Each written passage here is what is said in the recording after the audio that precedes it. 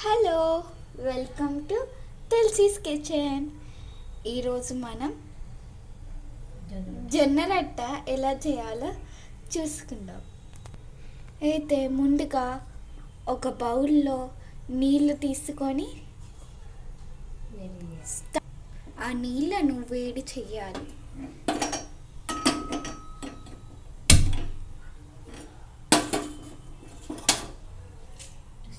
అది కొంతసేపు వేడయ్యేంత దాకా ఉంచుకోవాలి.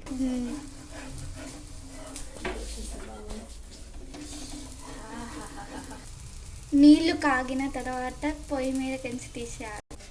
గోధుమ రొట్టెలు తయారవ్వాలంటే జొన్న పిండితో జొన్న రొట్టెలు తయారు కావాలంటే ముందుగా జొన్న పిండిని తీసుకొని ఒక బౌల్లో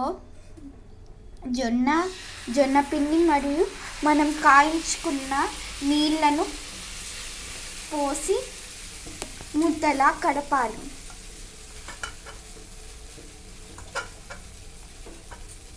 మీరు చూస్తున్నట్లయితే నీళ్ళు పిండిలో తడిపి బాగా మెత్తగా పిసకాలి.